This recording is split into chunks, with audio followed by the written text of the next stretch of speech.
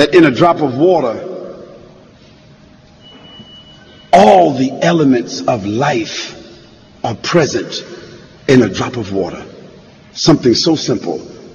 Either you got it or you don't. The most valuable element in life that has all the elements in it, that if you don't have it, you die. And if you do, you're blessed. Water. I say to you that even water has a source, and even water has been designed.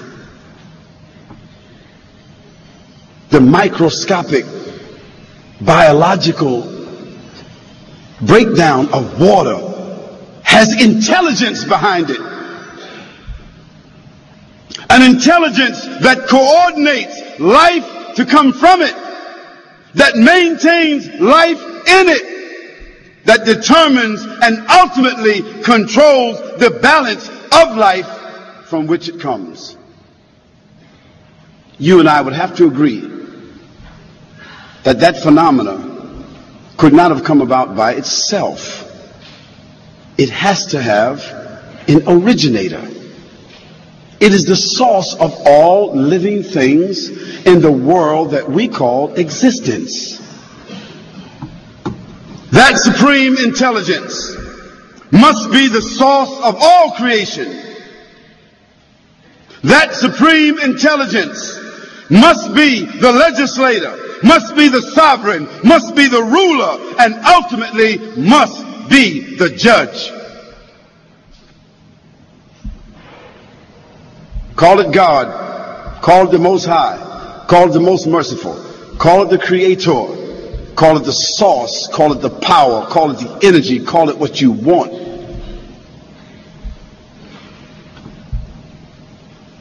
That source is the benefactor, and you and I and everything else that exists, we are the beneficiaries.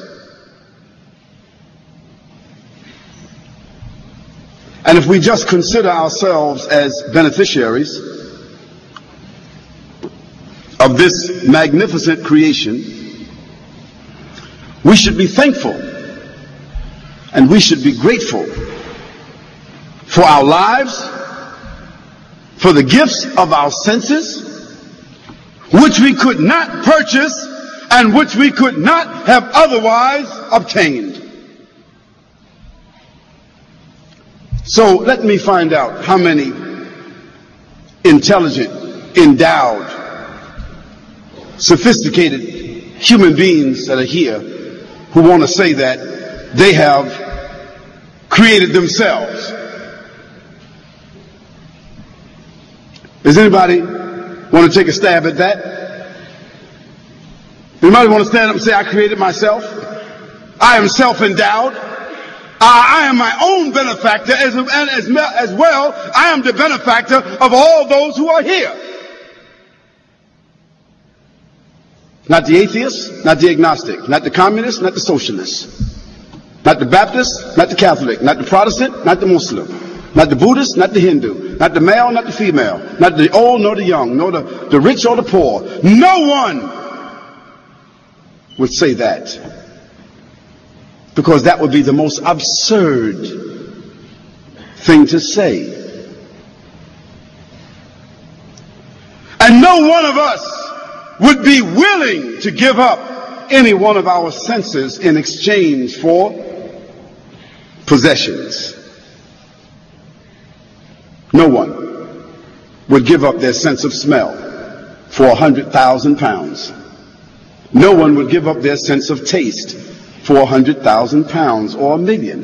No one would give up their sight to their mother or their daughter. No one would give up their sense of touch.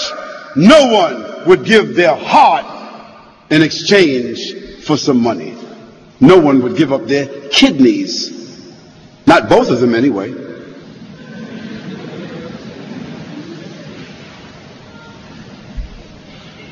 If each of us were offered employment with a new company, think about this for a minute. Think that this brother, he came here tonight representing this new company, just came out of America. Just let's think about that for a minute. I just arrived here, and I'm promoting this new company. It's called Live As You Like. That's the new company. Live as you like, and live as long as you want to, and have everything that you ever wanted in life working for my new company. And go on the stock market and look and see, you'll find out that our assets are in the billions. So everybody will feel comfortable that if you work for me, you're going to get paid. So let's see what the terms are. If each of us were offered employment with this new company, which had billions of dollars of assets, and that company had very basic employment requirements, it was prepared to hire everyone in this room tonight, right now, and your pay will begin. As soon as you walk out, checks will be issued. Sounds like a good company, right? Let's talk about that company. What are the requirements? And what are the job expectations? One, we're paying 1,000 pounds a week. That's the start. With bonuses if you're good employees. One of the good things about this company is that you work at home. You don't have to get up and go to work. Isn't that beautiful? No taxes taken out of your pay. We take care of all of that for you. No direct supervision. It's an honor system. And only 3 or 4 employment policies and conditions. How many people here would think that so far this sounds like a pretty nice company? How many people think about that? I would. Sound like a pretty good company? You think there's a trick to it, right? There's no trick to it. Let me tell you what the conditions are. The conditions for employment in this company is to be clean, decent, and honest. That's the first thing you're going to be asked. Are you clean? Will you be clean? Will you be decent? Will you be honest? What would you say? What would you say? Yeah, you're damn right. That's what most of you would say. You say it just like that in your own mind. You wouldn't say that to the employer. You'd say that in your mind. Yeah, you're right. Of course I would be. At least, I'm home. Of course I'm going to be clean. Of course I'm going to be decent. Of course I'm going to be honest. I got no direct supervision. I don't have to go nowhere. I don't have to get dressed. I don't have to get in a car. I don't have to be in traffic. And I got paid on the way out of the place with no job application. Of course I'll be clean, decent, and honest. And if I'm not, I'll learn how to be clean, decent, and honest.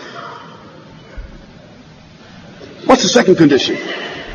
The second condition is that you must read and understand the company manual.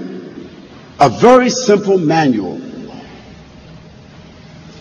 And you must be willing to follow the company representative and comply with the basic behavior and ethics that shows your loyalty to the company.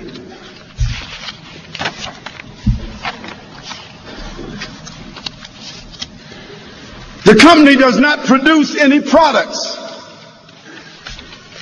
So you don't have to worry about waking up, setting up, producing something, mailing something, packing something, nothing.